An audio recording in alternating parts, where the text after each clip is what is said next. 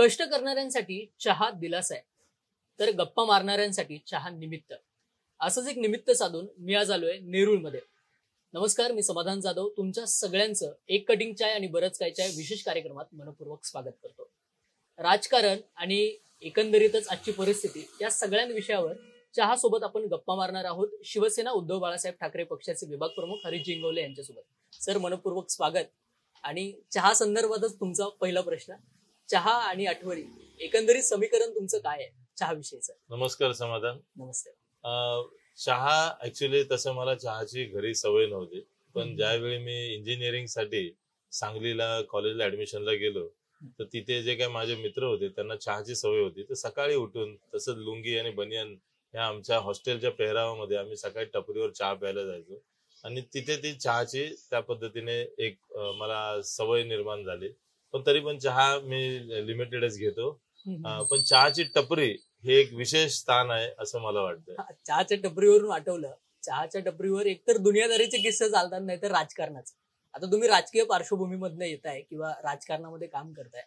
राज्यातल्या एकंदरीतच राजकारणाविषयी काय तुम्हाला एक वाटतं किंवा काय भूमिका आहे तुमची? समाधान, ऍक्च्युली मी राजकारणात आहे समाजकारणासाठी.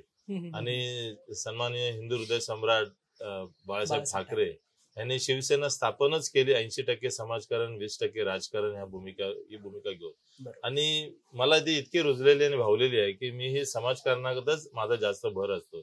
इव्हन आपला देश स्वतंत्र होण्याआधी जे कोणी ह्या होते त्यांचं एकच सामाजिक भावना होती, देशप्रेम आणि समाजकारण. आता ज्यावेळी आपलं स्वातंत्र्य आले आणि सत्ता ज्यावेळी उपभोगायला लोकांना मिळायला लागली त्यानंतर राजकारण म्हणजे फक्त सत्ताकारण झालं, समाजकारण हे थोडं दुर्लक्षित होत चाललंय. सध्याचं राजकारण जर बघितलं तर फक्त सत्तेसाठी काहीही ह्या भूमिकेमध्ये सध्याचं सरकार किंवा सध्याचं राजकारण करत होतं. आपण किती समाजकार्य करतो, समाजासाठी आपण काय करतो ही भूमिका किंवा ह्याचा विचार कोणीही सध्या करत नाही. त्यांचं फक्त एकमेव उद्दिष्ट असतं की कुठल्याही परिस्थितीत सत्ता मिळवायची, सत्ता मिळाली की ती सत्ता टिकवायची आणि सत्ता टिकवण्यासाठी काहीही. आता सध्याचं राजकीय वातावरण ह्या प्रकारे चाललेलं आहे आणि ते खूपच दुर्भाग्यपूर्ण आहे असं मला वाटतं. आपण आता स्वातंत्र्याची शतकपूर्ती 2047 करताना आपला देश एक प्रगत राष्ट्र होईल अशा भूमिकेकडे आणि अशा प्रकारे प्रयत्नांमध्ये असताना हे राजकारण कुठल्या दिशेला आपल्याला घेऊन जाणार आहे ही मला खरंच खंत आणि चिंता आहे. सर, पण हे सगळं असताना कुठेतरी तरुणांचं, महिलांचं नुकसान होतंय असं वाटतं का? कारण रोजगारासाठी तरुण वनवन फिरतायत, तर दुसरीकडे महिला सक्षमीकरण असेल किंवा महिलांवरचे अत्याचार आहेत ते वाढत चाललेत. याविषयी काय वाटतं तुम्हाला? तेच म्हटलं ना मी आता समाधान, जर आपल्याला 2047 आपल्या शतकपूर्ती स्वातंत्र्याच्या होईपर्यंत जर आपल्याला प्रगत राष्ट्र म्हणून पुढे यायचं असेल तर आजच्या युवकाला आपण एम्पॉवरमेंट करावं लागेल. युथ एम्पॉवरमेंट हा आपला प्रायमरी फोकस असला पाहिजे. त्यासाठी त्यांचा कौशल्य विकास, त्यांना संधी उपलब्ध करून देणे, IT पार्क असेल, आर्टिफिशियल इंटेलिजन्स असेल किंवा डिजिटल वर्ल्ड असेल, ह्या ज्या काही आधुनिक गोष्टी आहेत ज्या गोष्टी पुढे येत प्रगती होते त्या गोष्टीकडे लक्ष देत ह्या तरुणांना जर विकसित नाही केलं तर येणाऱ्या पुढच्या 25 वर्षांनंतर हीच तरुण पिढी ज्यावेळी एक विकसित राष्ट्राची संपत्ती असणार आहे त्याच्याकडे जर आपण आज लक्ष नाही दिलं तर आपण आपलं उद्दिष्ट कसं साध्य करणार? त्यामुळे सरकारचं धोरण किंवा सरकारची एक प्रकारची दिशा ही अशी असायला हवी की पुढच्या 25 वर्षात आम्ही हे करणार आहोत नुसतं म्हणण्यापेक्षा त्यासाठी लागणाऱ्या काही मूलभूत गोष्टी आहेत त्याच्यावर त्यांनी लक्ष द्यायला हवं. आणि मला वाटतं की सध्याचं त्या दृष्टीने लक्ष नाहीये. सध्या जातीमध्ये, भाषेमध्ये किंवा इतर गोष्टीमध्ये जास्त लक्ष घातलं जाऊन त्या बाकीच्या ज्या विकासाच्या किंवा ज्या आपल्याला प्रगतीच्या किंवा एखाद्या गोष्टीला मूलभूत कसं वरती आणता येईल ह्याचा विचार करण्यापेक्षा सत्ता टिकवण्यासाठी ज्या गोष्टी असतील, ज्या मानसिक एखाद्या विचारांचा तो गैरफायदा कसा घेऊन त्यांना त्यात अडकून कशा योजनांमध्ये किंवा आणखीन कुठल्या गोष्टींमध्ये अडकून टाकून मतं मिळवून कशी सत्ता काबीज करायची ह्याचं सगळं लक्ष आहे. सर, आता तुम्ही भाषेविषयी बोललात, त्यानंतर बऱ्याच गोष्टींमध्ये सध्याचं राजकीय वातावरण जे आहे ते ढवळून निघतंय. पण दुसरीकडं कृषी मंत्री विधान भवनामध्ये रमी खेळताना सापडतात, आमदार हॉटेल चालकाला मारहाण करतो, हे सगळे प्रकरण समोर यायला लागले. या सगळ्या प्रकरणांवर एक सर्वसामान्य नागरिक म्हणून जनरली काय वाटतं? जसं समाधान, मी तुला तेच म्हटलं की सध्याचं राजकारण हे सत्ताकारण ह्याच्या भोवती फिरत आहे. आता ज्या पद्धतीने हे सरकार मागच्या वेळी आलं आणि आता त्यानंतर निवडणुका लढून पक्ष फोडून तोडून अभिमानाने छाती ठोकून सांगत ही जी लोक जेव्हा सत्तेत आली आहेत तर ह्यांना आता ही सत्ता टिकवण्यासाठी ह्या सगळ्या गोष्टी ह्यांना जबरदस्तीने आत्मसात करण्याची यांच्यावर वेळ आलेली आहे. ह्या गोष्टी कुठल्याही शिस्तीत बसत नाहीत किंवा ह्या गोष्टी कुठल्याही राजकारण म्हणा किंवा सत्ता म्हणा किंवा कुठल्याही पायंड्यात न बसताना सुद्धा ह्यांना ह्या सहन कराव्या लागतात, कारण ह्यांना सत्ता टिकवायची आहे. त्यामुळे सध्याचं राजकारण जसं मी म्हटलं तसं हे प्रगती किंवा विकास ह्यामध्ये नसताना फक्त आणि फक्त हे सत्ता कशी टिकवायची ह्याच्या मूळ दृष्टिकोनातून असल्यामुळे ह्या सगळ्या चुकीच्या गोष्टी सुद्धा आपल्याला जनतेला सुद्धा बघत बसाव्या लागतात. ही खूपच मोठी एक शोकांतिका आहे असं मला म्हणावं लागेल. आता विषय जनतेचा आलाय तर मला थेट प्रश्न विचारावासा वाटतो, या सगळ्यामध्ये जनतेची खरंच चूक आहे असं प्रामाणिकपणे वाटतं का? जनतेची दिशाभूल होते आणि जनतेची चूक अशीच आहे की मतदान करताना त्यांनी ज्या प्रकारे सार्वभौमत्व विचार करून मतदान करायला हवं तसं न होता एक तात्पुरत्या काही घटना किंवा काही योजना किंवा एक कुठली तरी लाट येते काय येते आणि त्याच्यावर बसून स्वार होऊन हे मतदान करतात.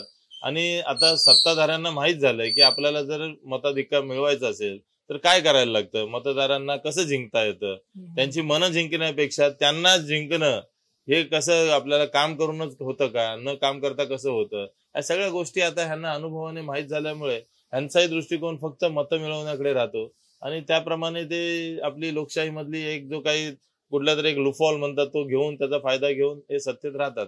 राज्य सरकार ज्या काय मास्टर गोष्टीमुळे सत्तेत आलं ती मास्टर गोष्ट म्हणजे लाडकी बहीण योजना. बराच भ्रष्टाचार त्यामध्ये होत असल्याचं किंवा अननेसेसरी लोकांना त्याचा लाभ मिळत असल्याची प्रकरणं समोर येतात. तरी पण याच्यावर कुठल्याही प्रकारचा हस्तक्षेप राज्य सरकारकडून अद्यापही झाला नाही किंवा महत्वाची भूमिका घेतली नाही. त्यामुळे आर्थिक ताण पडतोच आहे राज्य सरकारच्या तिजोरीवर. मात्र या सगळ्यांमध्ये कुठेतरी डाऊनफॉल अर्थव्यवस्थेचा राज्याच्या होतोय असं जनरली वाटतं. समाधान अर्थफॉल होणे किंवा ह्यापेक्षा सगळ्यात मोठं मला वाटतं की हे सरकारच ह्या योजनेमुळे आलेलं आहे असं सर्वांनाच माहिती आहे आणि ही योजनाच फसवी होती हे आता सिद्ध झालेलं आहे. त्यामुळे सरकारच पडलं पाहिजे, सरकारलाच ह्या काढलं पाहिजे असं मला अगदी ठामपणे वाटतं. त्यासाठी जर कुठली एखादी उपाययोजना असेल, कायद्यामध्ये तरतूद असेल किंवा कशात असेल तर त्याच्या मार्फत विचार करायला हवा की ह्यांनी ही योजना 2 महिने आधी आणली, त्या योजनेचा कुठलाही प्रकार अभ्यास केला नव्हता. ही महिलांची 50% महिलांची मतं मिळवण्यासाठीच केलेली योजना होती. त्यांनी सरसकट सर्वांना त्या 2 महिने पैसे दिले. त्यांनी कुठल्याही प्रकारची पात्रता चेक केली नाही. भाऊबीज रक्षाबंधन म्हणत त्यांनी पैसे वाटले म्हणेन मी, कारण हे ह्यांचे नाही आहेत पैसे, बरोबर, हे टॅक्सपेअरचे पैसे ह्यांनी अशा चुकीच्या पद्धतीने वाटून त्या महिलांची दिशाभूल करून त्यांची मतं मिळवली. 1500चे 2100 सांगून वगैरे मतं मिळवली, सरकारमध्ये आले आणि आता त्यांना त्यांचा विसर पडत चाललाय. आता जवळपास 26 लाख महिला अपात्र झाल्या. त्यानंतर 1480 कोटीच्या आसपास एखादी रक्कम अशी मला बातमीमध्ये समजली की ती पुरुष लोकांना गेलेली आहे. म्हणजे ह्यांनी कुठल्या प्रकारे त्याचा शहनिशा केलेली नव्हती. काही तर लोकांना ज्यांना पेन्शन मिळते अशा लोकांनी घेतले, काही तर शासकीय कर्मचारी आहेत त्यांनी ही योजना घेतली. तर हा जो पैशाचा जो अपव्यय झाला आहे ह्याला जबाबदार कोण? म्हणजे ही योजना फक्त ह्याने मतदान दृष्टी ठेवून ही आणली होती, कुणाला त्यांचा विकास काही नको होता. आणि आता जरी फसवी निघाले सिद्ध होत असेल तर त्या योजनेअंतर्गत आलेलं सरकार सुद्धा फसवं आहे असं मला वाटतं. आणि ह्याच्यावर खरंच काहीतरी काय कुठे तरतूद असेल तर आवाज उठवायला हवा असंही मला मनापासून वाटतं. एकीकडं या योजनांसाठी हजारो कोटी रुपये खर्च होतात, मात्र दुसरीकडे पायाभूत सुविधा नावावी बऱ्याच जणांचा मृत्यू देखील होत असल्याच्या घटना आता पावसाळ्यात समोर आल्या. कारण सर्वसामान्य नागरिक योजनांपेक्षा जास्त पायाभूत सुविधांवर विश्वास ठेवतो आणि त्या पायाभूत सुविधा सर्वसामान्यांना भेटत नाही. विषयी जनरल काय मत आहे किंवा काय ओपिनियन आहे याविषयी? समाधान, तुला माहित असेल की आपला देश स्वतंत्र झाला त्यावेळी सर्वात महत्वाची घोषणा दिली होती की अन्न वस्त्र निवारा. पण आता जवळपास 75 वर्षांनंतर आपला देश एका प्रगतीपथावर आहे. त्यामार्फत आता अन्न वस्त्र निवारा ह्या गरजा बऱ्यापैकी सर्वसामान्य माणसाच्या पूर्ण झालेल्या आहेत किंवा पूर्णत्वास येत आहेत. आता खरी गरज आलेली आहे की शिक्षण, स्वास्थ्य आणि रोजगार ह्यावर लक्ष देण्याची. आणि त्यासाठी पायाभूत सुविधा असणं म्हणजे सर्वात महत्वाची गोष्ट म्हणजे शिक्षणासाठी चांगल्या दर्जाच्या शाळा असणं. आपल्याकडे कितीतरी चांगल्या दर्जाचे मॉल्स दिसतात, कितीतरी चांगल्या दर्जाचे मल्टिप्लेक्स दिसतात, पण त्या दर्जाची एकतरी शाळा आहे का आपल्याकडे? हे आपलं खूप मोठं दुर्दैव आहे. जर सिनेपोलिस सारख्या एखाद्या थिएटर ग्रँड सेंट्रल मॉलमध्ये जर गेला आणि आपण बघितलं तर तिथे ज्या प्रकारे भव्य दिव्य एक मल्टिप्लेक्स झालेलं आहे थिएटर मनोरंजनासाठी, तशा दर्जाची एखादी शाळा का होत नाही हे मला खूप मोठं आश्चर्य आहे. आपलीच लोक तिथे जाऊन कितीतरी पटीने जास्त पैसे देऊन तिकडे पिक्चर बघू शकतात, पण शाळेत फी भरायला म्हटलं की त्यांना त्यामध्ये ते चॅलेंज वाटतं. आणि सरकारचं धोरण या बाबतीत मला त्यात कुठेतरी कमी वाटतं. कारण सिंगापूर सारखा देश जो एक छोटासा आयलंड आहे, त्या देशाची लोकसंख्या बऱ्याच जणांना माहित नसेल, त्या देशाची लोकसंख्या फक्त 60 लाख आहे. म्हणजे आपल्या मुंबईपेक्षा अर्धी. बरोबर. तो पूर्ण देश, सिंगापूर हा पूर्ण देश प्रगत राष्ट्र हा मुंबई एवढा किंवा मुंबईपेक्षा थोडासा मोठा आहे. त्याच्या एक दुसऱ्या टोकापासून दुसऱ्या टोकापर्यंत बॉर्डर ही 30-40 मिनिटात संपते, मलेशिया लागतं. त्या देशातल्या शाळा अशा जर तुम्ही जाऊन बघाल तर शाळा, स्वास्थ्य म्हणजे हॉस्पिटल्स ह्याच्यावर जर फोकस ठेवला तर त्या मूलभूत गरजा माणसाच्या पूर्ण होतात. आणि मग आपोआपच ज्यावेळी शाळेतनं माणूस एका विकसित विद्यार्थी युथ पुढे येतो तर रोजगार उपलब्ध होतात, त्या रोजगारामधून देश प्रगत होतो. पण आपल्याकडे मंदिर किंवा बाकीच्या गोष्टी ह्याच्यावर एवढा त्याचा फोकस असतो. असलाच पाहिजे तो. आपले सांस्कृतिक वारसा जपला पाहिजे, आपले संस्कृती जपली पाहिजे, ह्यात काय दुमत नाहीये. पण प्रायोरिटी कशाला दिली गेली पाहिजे, ज्याचं जास्त महत्व कशाला दिलं गेलं पाहिजे, ही अजून जी डेसिग्नेट व्हायला हवी, हे थोडी आपल्या राजकारणामध्ये महत्वाकांक्षा कमी दिसते. बरोबर. आता तुम्ही बाहेरच्या देशाची उदाहरणं वगैरे दिली तर सांस्कृतिक वारशावरच थेट येतो. आपल्या देशाला युनेस्कोने 12 म्हणजे छत्रपती शिवाजी महाराजांचे जे 12 किल्ले आहेत तमिळनाडूतला पकडून त्याला युनेस्कोने जागतिक वारसास्थळ म्हणून जाहीर केलंय, स्वतःच्या यादीमध्ये समाविष्ट करून घेतलंय. त्याची जर निगा राखली गेली नाही तर ती यादी किंवा ती जी नावं आहेत ती त्या यादीतनं बाहेर पडतील असं राज ठाकरेंनी बोलून सुद्धा दाखवलं. राज्य सरकारनं आपली भूमिका या पर्यटन स्थळांविषयी काय ठेवली पाहिजे किंवा पर्यटन वाढवं तिथलं अजून यासाठी काय भूमिका घेतली पाहिजे असं वाटतं? समाधान, आपल्या ह्या भारत भूखंडाचा खूप मोठा इतिहास आहे. भारत भूखंड ह्यासाठी म्हणतो की अगदी काही हजार वर्षापूर्वी जर आपण बघितलं, अगदी अफगाणिस्तान पासून ते इंडोनेशिया पर्यंत, आज इंडोनेशियात सुद्धा राम मंदिर वगैरे आहेत, इंडोनेशिया पर्यंत हा मोठा भूखंड होता. आणि त्याला इतका जागतिक वारसा आणि इतकं ऐतिहासिक गोष्टी ह्या पूर्ण भूखंडामध्ये आहेत की ह्याची जर आपण जोपासना केली, त्यातून जर आपण शिकलो तर आपल्याला खूप ज्ञान मिळू शकतं, खूप काही गोष्टी आपल्याला आत्मसात करता येऊ शकतात. पण आपण त्या जतन न केल्यामुळे, त्याच्याकडे आपण दुर्लक्षित केल्यामुळे आज आपण 7 समुद्रापलीकडे युरोपमध्ये जाऊन गोष्टींचा अभ्यास करावा लागतो आपल्याला. तर ह्या दृष्टिकोन परत तेच सांगतो की आपण आपल्या दृष्टिकोनामध्ये, आपल्या एखाद्या काम करण्याच्या पद्धतीमध्ये सुसूत्रता किंवा एक व्हिजन, एक दूरदृष्टी ह्याचा पूर्णपणे अभाव असल्यामुळे आणि सध्या ज्यांच्या हातामध्ये या सगळ्या गोष्टी करण्यासाठी आपण सोपवल्यात त्यांच्या सगळ्यांची प्रायोरिटीज ही वेगळी आहे. म्हणायला ते 2047 शतकपूर्तीपर्यंत आपण प्रगत राष्ट्र करूया म्हणतात, पण त्यांचं ज्या पद्धतीने सत्तेसाठी काही ही जी काय सध्याची भूमिका आहे त्या भूमिकेकडे बघता बोलायची कडी आणि करण्याची वेगळी दात असं सगळं त्यांचं ह्या पद्धतीने त्यांचं सध्याचं वागणं आहे. आणि अशामुळे खरंच मला आपण 2047 आपल्या शतकपूर्तीपर्यंत प्रगत राष्ट्र व्हावं ही माझी खूप मनापासूनची इच्छा आहे. पण ह्या राजकारण्यांनी जर त्याच्याकडे फोकस करून एक प्रायोरिटी वाईज जर ऍक्शन प्लॅन करून जर काही गोष्टी इम्प्लिमेंट नाही केल्या, जसं मी म्हटलं तसं शिक्षणावर भर देणं, युथवर भर देणं, स्वास्थ्यावर भर देणं, ह्या जर गोष्टी जर नाही केल्या तर ते अवघड आहे. त्यासाठी आजकालच्या राजकारण्यांनी सत्ता हे फक्त केंद्रित न ठेवता बाकीच्या गोष्टी, विकास ह्याच्यावर महत्वाचं लक्ष देणं खूप गरजेचं आहे. सर, तुम्ही आता जागतिक वारसा स्थळ किंवा एकंदरीतच भारताची संस्कृती याविषयी बोललात, पण आता ते नवी मुंबईच्या मुद्द्याला हात घालतो. नवी मुंबईमधलं सध्याचं राजकीय वातावरण काय आहे किंवा नवी मुंबई शहर हळूहळू डेव्हलप होत आहे, त्या दृष्टीनं तुमची नवी मुंबई विषयीची काय दूरदृष्टी आहे किंवा काय भावना आहे? समाधान, नवी मुंबई हे एक शहर असं आहे की तुला माहित असेल स्वच्छतेमध्ये आपण महाराष्ट्रात 1 नंबर आहोत आणि भारत देशामध्ये आपण 3 नंबरला आहोत. तर हे सिडकोने वसवलेलं शहर असल्यामुळे इथे मूलभूत पाया सुविधा पूर्वीपासून आहेत. मी परत आहेत हे म्हणतो ह्यासाठी की त्या टिकवणं आता खूप चॅलेंजिंग झालेलं आहे. कारण सध्या जर आता बघा, पार्किंग हा सगळ्यात मोठा मुद्दा आता नवी मुंबईमध्ये तयार झालाय. आता तू इथेच आजूबाजूला बघशील तर गाड्या दोन्ही बाजूने लावलेल्या असतात सगळ्या सोसायटींच्या मध्ये, आणि मध्ये जर एखादी अँब्युलन्स किंवा कचऱ्याची गाडी जायची असेल तर त्याला जागा नसते. त्याचप्रमाणे स्वच्छतेत जरी आपण पहिलं असलो तरी कचरा वर्गीकरण असेल किंवा एक अवेअरनेस क्रिएट करायचं असेल, स्वास्थ्य असेल, आजही नवी मुंबईतले नवीन असताना सुद्धा, आता आपली महानगरपालिका तशी नवीन आहे, शाळा किंवा हॉस्पिटल हे बघशील तर अजून त्या दर्जाचे झालेले नाहीत. परत तेच सांगतो मी, इथे तेच होतं. राजकारण हे काय आपल्याकडे वेगळं वेगळं, नवी मुंबईसाठी वेगळं आणि बाकीसाठी वेगळं राहत नाही. आपल्याकडे नवी मुंबई महानगरपालिका सुद्धा एक श्रीमंत महानगरपालिका म्हणून बघितली जाते. पण परत जो खर्च आहे तो हा रस्तेच 10 वेळा बनवणे, फुटपाथ परत परत बनवणे, गटारच कामं चालत राहतात.